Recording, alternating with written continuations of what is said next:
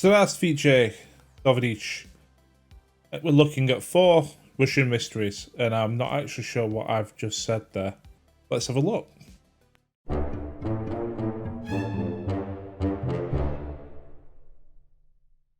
Throughout the Cold War, U.S. government agencies stockpiled information on UFOs.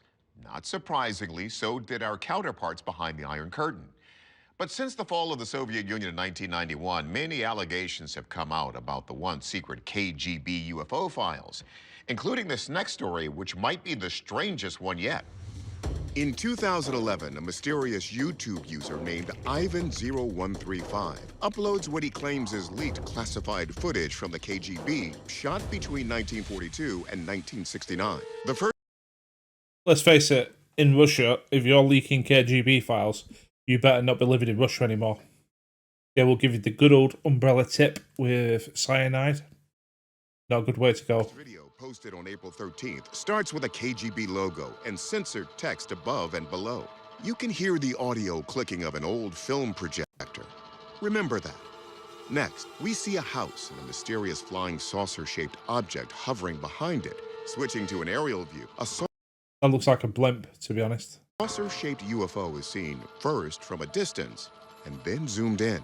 But the most shocking footage is That doesn't look like a blimp, to be honest. yet to come. Next, we're shown what looks like an alien autopsy being performed. Just weeks after the first video, a second, even more stunning video is released. That's strange.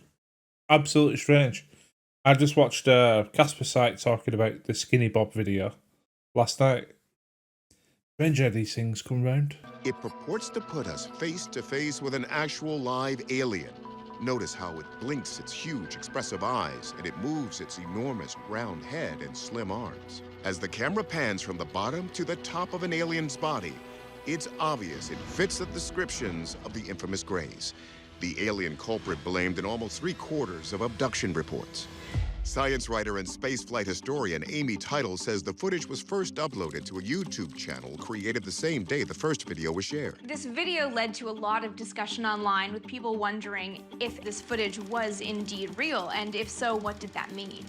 One theory is that this is real video footage of the aliens who landed in the Soviet Union in the 1940s. Landed or crashed? Title notes that some believe the footage may have been faked as part of an elaborate Cold War Soviet psyop designed to instill fear and paranoia in the United States. Would putting captured aliens on display strike panic in the West? The idea was this footage was designed to scare the United States into believing that the Soviets had this alien technology. There's even a theory... Yeah, but it's one thing having the technology, it's another thing being able to use it or replicate it. Right. that the Roswell incident of 1947 was actually staged by Stalin just to create this fear and doubt within the United States. Yeah, I heard something about apparently the US had files claiming to have possession of alien technology just to almost sell Russia, we've got advanced technology. So I can imagine a bit of that goes on between both. No, I think it was Russian files that said they had reportedly found out that the US had alien technology, but I think it was all a psyop. Yeah. Or a disinformation campaign.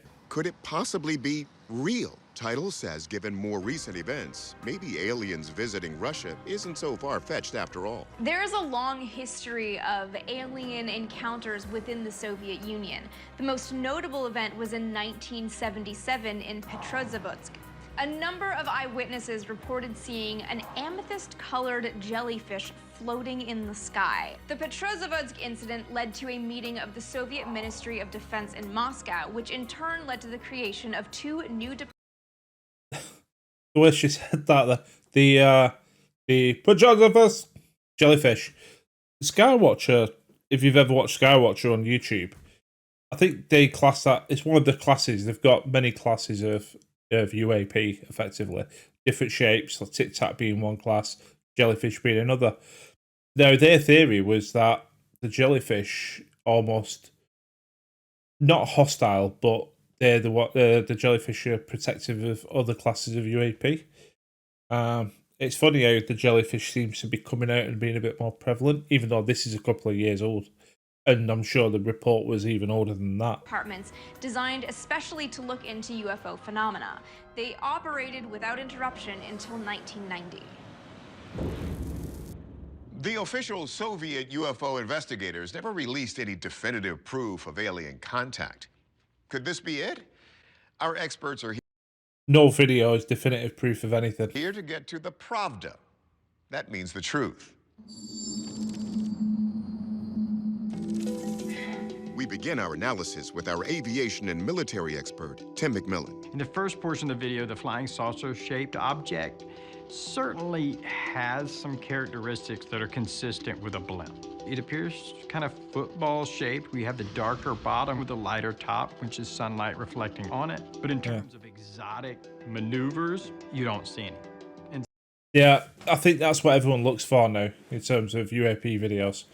It's like, yeah, it's a weird light in the sky, or it's a weird colour, or, you know, things like that. But if it doesn't do anything interesting, like hypersonic speeds or 90-degree right angle turns, or dead silent and it's hovering right above your head, then it could be explained away, I think, more often than not. So could this be a balloon? Could this be a blimp? Absolutely. Next, we ask Professor of Anatomy and Anthropology, Dr. Jeffrey Meldrum, to examine the figures seen in the footage. I don't think that we're looking at real aliens. I think It's got like a look of between Kirk Douglas and Tim Allen's character in the Santa Claus movies. it's much more likely costumed children. This impression stems from the body proportions as well as the movements. The child has a fairly distinctive way of moving. The biomechanics of their body movements are dictated by their smaller mass and lack of maturity of body control. Same can be said for the movements, I think, seen here. Finally, we take the footage to our forensic video analyst, Michael Primo. He immediately notes that the time code on the videos was embedded digitally after the fact. Devices like these projectors didn't have time code. What's peculiar is the way that the time code is pulsing at one point in the video, and how at other points of the video there is no time code displayed. It just doesn't make any sense. Well, it's a good point about the time code.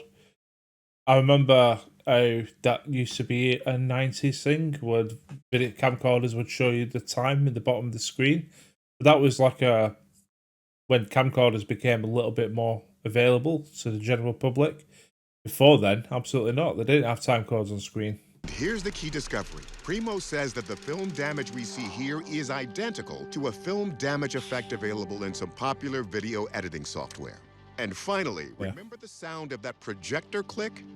Primo says that's an important clue too. One of the things that I detected in the tonality of the projector clicking sound, the tone or the pitch of that sound changes, which is an indication that the speed of the video was changed when it was being played back. So that prompted me to measure a sample group of pictures, and the sample produced a result of 47 frames per second. Much higher than any kind of film photography should have been digitized at, because the standard for film was only 24 frames per second back then.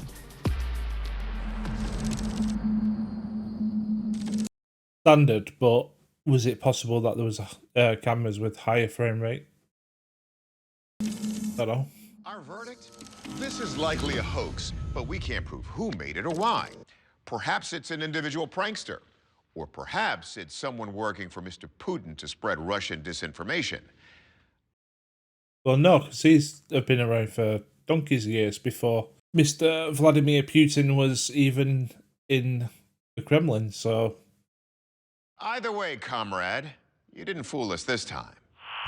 August 2018, Bering Sea, Russia. Two local residents take a leisurely stroll on the beach when they discover something hideous and enormous. They pull out their phones and record this. Похудел. Обалдеть. A mysterious sea creature washed up on the eastern coast of Russia. Now let's look at this thing. The enormous beast looks like it has a tail. It's white, and it looks like it's covered with some kind of fur hanging from the carcass. It's probably a dead whale, maybe? Doesn't appear to have a prominent face or eyes. It's about 20 feet long, and according to the witnesses, it smelled horrid. Фу, он воняет. Field Oh, is it a dead elephant? Researcher Ken Gerhardt says Russian legend speaks of water spirits like the Vaginoi, a slimy bearded Well, that's not got a tail, has it? creature covered in scales that can pull people and animals underwater, break dams, drown crops, and wash away mills. This creature vaguely fits the description, but the Vaginoi was traditionally found in rivers and lakes, not the sea. So Gerhardt points to another theory. A story that surfaced on the internet talks about organism 46b. And according to the accounts, there was a Russian scientific expedition that was exploring under thousands of feet of ice in the Siberia when they encountered this giant, intelligent octopus-like creature that attacked their team, killing 3 of their members. Now, whatever you may think of this story, it's certainly not beyond the realm of possibility that there are giant unknown creatures that live at very great depths under the ice. For example, the colossal squid, the largest invertebrate on Earth. The colossal squid, which can weigh over 1,000 pounds, was first discovered in 1925, living beneath the icy waters of Antarctica. Yeah, but if I'm honest with the colossal squid, they call it colossal because it's bigger than other known squid species at the time. But it's not like something that's going to pull a ship down, is it? And then that's what they're making out. Something like a megalodon. And Gerhardt suggests one final theory.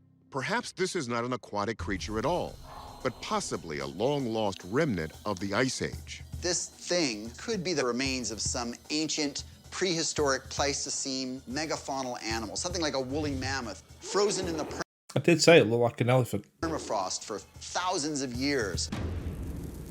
A trend of rising temperatures has led to long extinct creatures being unearthed, and it's casting new light on prehistoric eras. In 2018, a team in Siberia unearthed mummified lion cubs that date back to the end of the Pleistocene epoch. That's right. In case you didn't know, Russia used to have lions. Let's see what our experts can unearth about this creature. Biologist Shay Steingast throws doubt on the idea that this could be the Vaginoi, since it is known to have limbs which are out of place in the ocean. It's said to have kind of a humanoid shape to it with possibly even legs. And that to me doesn't make sense because the ocean, especially the Antarctic Ocean, is very cold. And water tends to actually suck body heat from you faster than air, which is why humans can become hypothermic even in really warm water. So instead, could it be some large predatory creature from beneath the frozen caps, like organism 46b? Organism 46b that was purportedly brought up from a scientific ice core expedition. This is very unlikely because that story probably only existed on Reddit, if I'm honest. you core ice for composition, the holes that are drilled are only an inch or 2 in diameter. And we really just don't have the technology to drag up a giant sea creature from thousands of feet under the sea ice. So I would say that 46b is probably just a myth. Biologist Floyd Hayes takes an icy plunge into the prehistoric animal theory. This looks a lot like a hairy creature. It could potentially be a mammoth. Mammoths have melted out from permafrost in different parts of the world. But after further observation, Hayes realizes the fuzzy exterior of this creature might not actually be hair at all. Hayes says this rotting corpse is the perfect example of something called a globster. Say what? A globster is a large organic mass that washes up on the beach of an ocean or river or lake. Globsters have often been identified as giant octopuses and squids, but usually they wind up being the blubber of a whale. It doesn't resemble anything that is living, and that's because it is the carcass of an animal that is decomposing. The decomposing blubber of a whale has a fine shredded appearance similar to this. I'm sure that's what it is. Unknown being. You don't even know what it is, to be honest. Verdict? An alien. Our verdict? We're sold on Dr. Hayes' assessment that this is in fact the globster of a whale carcass whose rotting blubber actually creates the appearance of hair. You know what they say, the rising tide lifts all boats. And well, apparently other creatures too. We'll keep you posted on what else washes ashore. July 2018, Rostov-on-Don, Russia. A large bearded man is filmed kneeling down and crossing himself, surrounded by a pile of bricks and kettlebells. As the video continues, a second man takes an 18mm steel rod and holds it to the kneeling man's neck. Then, the bearded man appears to bend the rod using only his neck. Well, to be fair, the bearded man, which is all three of them in shot, to be honest, the guy kneeling down, he didn't bend the rod, did he? He just basically held it in place while the other guy bent the rod. He stands and triumphantly bows to the crowd's applause. Author Alexis Brooks says it looks like the man has pulled off an incredible feat. Of all of the body parts that we could use to do something as mind-boggling as bending a metal bar, the neck is probably one of the most fragile. Brooks says his skills evoke an ancient martial arts tradition from East Asia. Shaolin monks spend a lifetime honing their skills at doing superhuman feats that seem beyond imagination. In one case, the Shaolin monks have a spear between them. They were able to bend it into a U shape without any sign of pain whatsoever, but clearly physics defying. Brooks believes that for these Buddhist practitioners, it's really about mind over matter. It's about physical discipline. But no matter how good the mind is, there's physical limitations, like sticking a spear in your throat. It's also about the ability to harness energy, or what they call chi. This is a field that exists all around us, and it's a field that can be harnessed to be able to do some of these inexplicable feats. It's thought that martial artists develop their ability over time through progressive injury and resistance, just as bodybuilders develop muscle. So is this Russian man harnessing chi to bend this bar to his will? I think he's actually holding it in place using his chin and his breast muscles. His breastplate. Breast muscles. His like sort of chest muscles. It's actually not the first time someone has tried to bend a metal bar with their neck. A circus strongman showed off his skill with a steel rod in 1961. But he used the back of his neck, not the trachea, and did most of the actual bending after taking the bar off his neck. So how did this Russian athlete pull off this feat without choking? Let's ask the experts. For instance, I didn't think he would be an expert on this, to be honest. I mean, he'll look at the video and say, yeah, the video's real. And I don't think anyone would debate the video's real, but I think an expert would be someone who's trained to do things like they're doing in the video. Video expert Michael Primo first analyzes the video to see if it could be fake. When the audio channel was analyzed, we found there were fragments of the audio that were preserved, one grunt from that event, but the next one in time was not. So we know that this audio information was changed, but doing a macro block analysis, no evidence of CGI was detected with the bar itself. So could this man actually have superhuman neck strength? Theoretical physicist Dr. Michio Kaku suggests it's possible to build up your neck muscles, but says I don't think these are the right. I think these are all on retainer for the channel, but I don't think they're the right experts to analyze this, to be that honest. still might not be enough.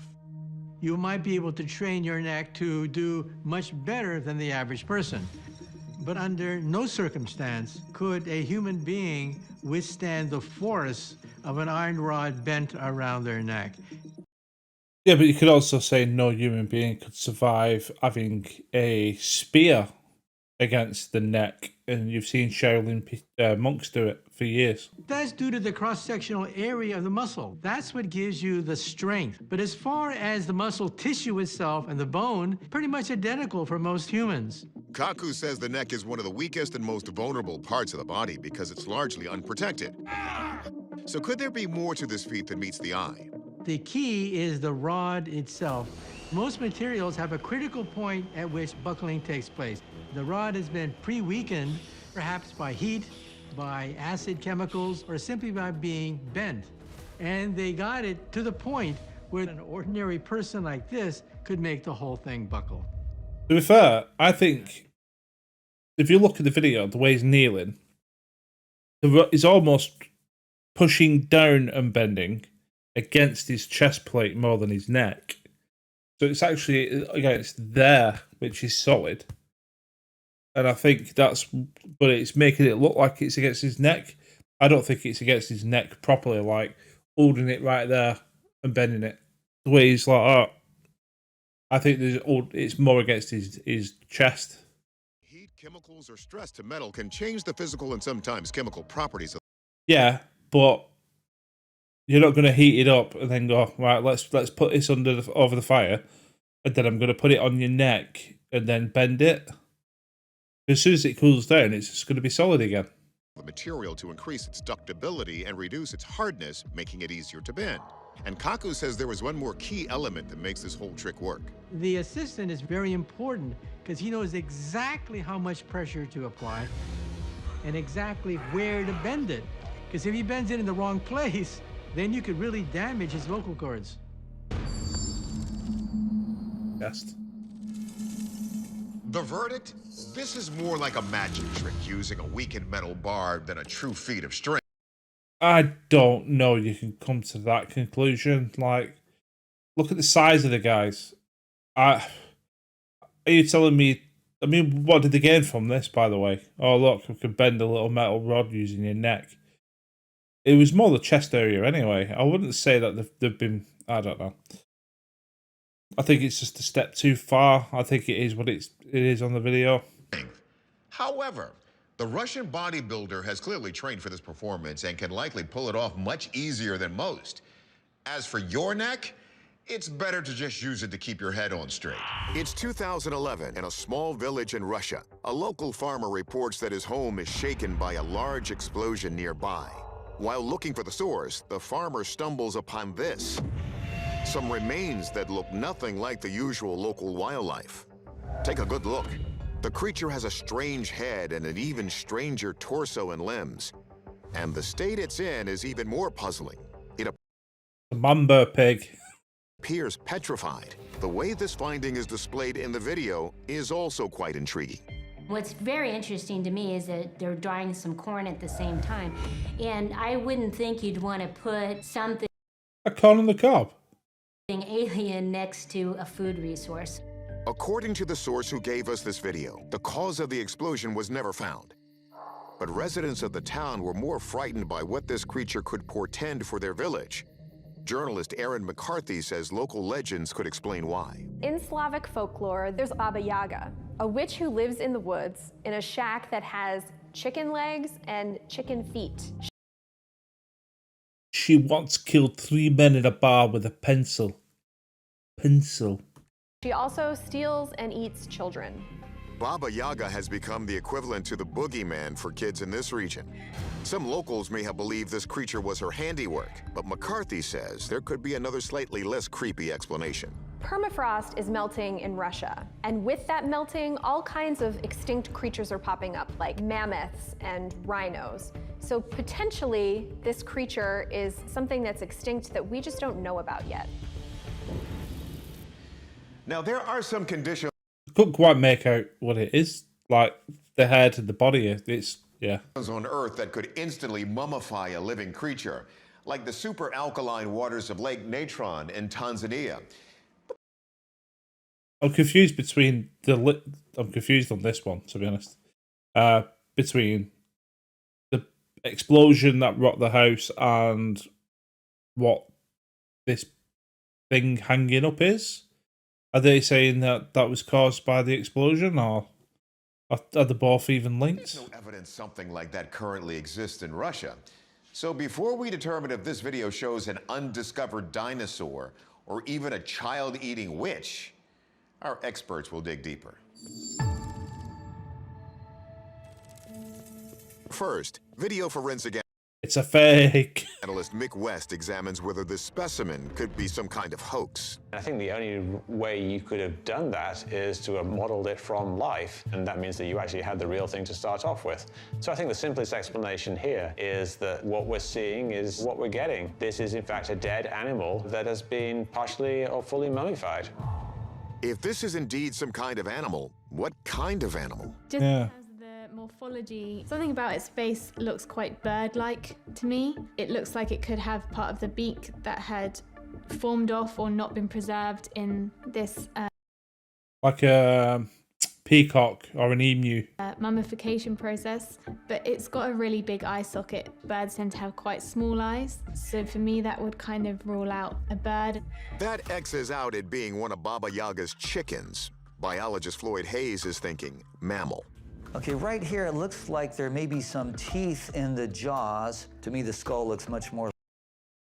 Could be a Instagram influencer. The thing they do with their lips these days. Like a mammal. It does look like there may be a wing. It could potentially be a fruit bat. There are some size of it. Large species of fruit bats called flying foxes. Furman sees some merit in the bat theory. They also do have that similar large nose that we can see in this fossil. In terms of their skeleton, they do have a long neck as well. And going right to the end of what looks like it could have been wings, they have what looks like it was a claw or a hand of some sort. So it kind of looks like a large fruit bat. But here's the problem. They don't live up in Russia, though. They're more characteristic of the tropical islands in the Western Pacific Ocean and Indian Ocean and in Southeastern Asia. Floyd says until this family comes forward with the specimen, we can't be certain what it is. The process of mummification could take a long period of time. It's possible that this is an extinct species of animal that formerly lived in Russia that is no longer there today. So I know we're going out on a limb here, but for now, we're going to say this is an unidentified extinct animal. Of course, it would take proper scientific examination to know for sure, but with the Arctic warming 2 times faster than the global average, we may see more strange creatures thawing out from the permafrost soon, and we'll do our best to identify them. Well, interesting. I think they did the bodybuilders dirty a little bit. No, these were interesting. I'll be looking for more mysteries from different locations. I might have a look at one for the good old Great British Isles next. Anyway, let me know what you think. I'll see you on the next one. Cheers.